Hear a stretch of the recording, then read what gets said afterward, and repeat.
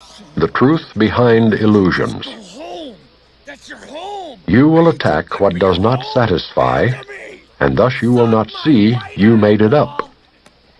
You always fight illusions, for the truth behind them is so lovely and so still in loving gentleness.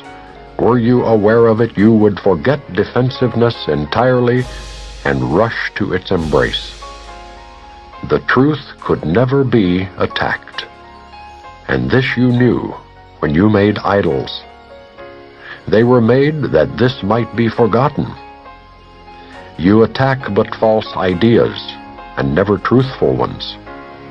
All idols are the false ideas you made to fill the gap you think arose between yourself and what is true. And you attack them for the things you think they represent. What lies beyond them cannot be attacked. The wearying, dissatisfying gods you made are blown-up children's toys.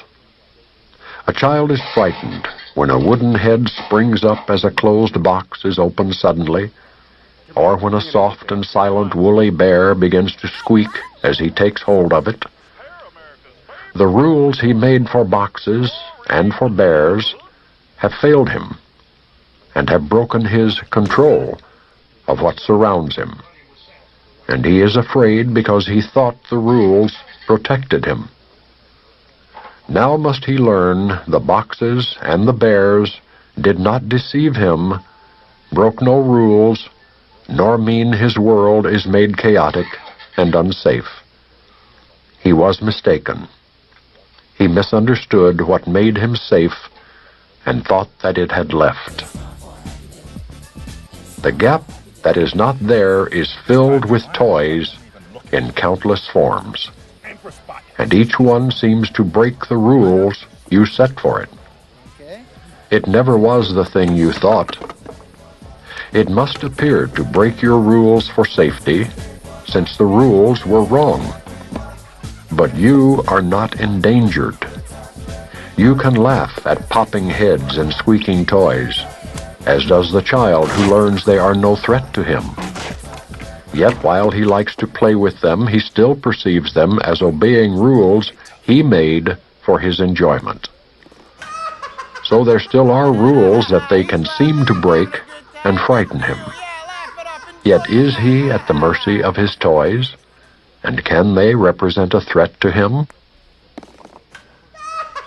Reality observes the laws of God, and not the rules you set. It is His laws that guarantee your safety. All illusions that you believe about yourself obey no laws. They seem to dance a little while according to the rules you set for them, but then they fall and cannot rise again. They are but toys, my child, so do not grieve for them. Their dancing never brought you joy, but neither were they things to frighten you, nor make you safe if they obeyed your rules. They must be neither cherished nor attacked, but merely looked upon as children's toys without a single meaning of their own. See one in them, and you will see them all. See none in them, and they will touch you not. Appearances deceive because they are appearances and not reality. Dwell not on them in any form. They but obscure reality, and they bring fear because they hide the truth. Do not attack what you have made to let you be deceived, for thus you prove that you have been deceived. Attack has power to make illusions real, yet what it makes is nothing. Who could be made fearful by a power that can have no real effects at all? What could it be but an illusion, making things appear like to itself? Look calmly at its toys, and understand that they are idols which but dance to vain desires. Give them not your worship, for they are not there. Yet this is equally forgotten in attack. God's Son needs no defense against his dreams. His idols do not threaten him at all. His one mistake is that he thinks them real. What can the power of illusions do? Be careful what you wish for. Appearances can but deceive the mind that wants to be deceived. And you can make a simple choice that will forever place you far beyond deception. You need not concern yourself with how this will be done, for this you cannot understand. But you will understand that mighty changes have been quickly brought about when you decide one very simple thing. You do not want whatever you believe an idol gives.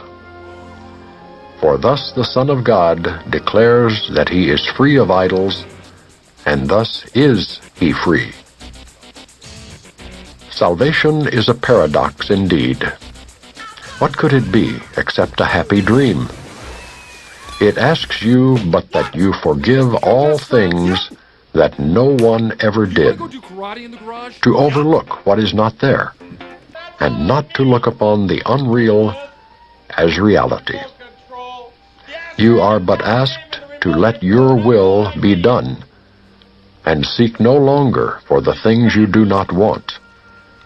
And you are asked to let yourself be free of all the dreams of what you never were, and seek no more to substitute the strength of idle wishes for the will of God.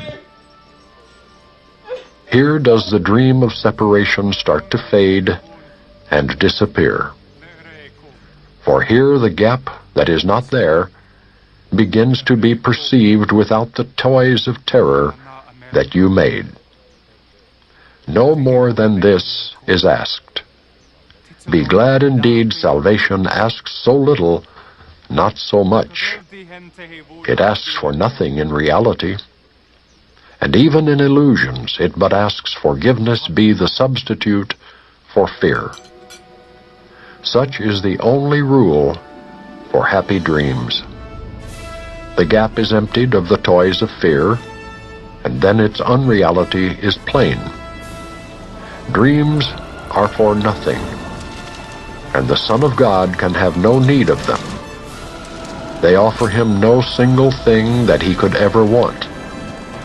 He is delivered from illusions by his will, and but restored to what he is. What could God's plan for his salvation be, except a means to give him to himself?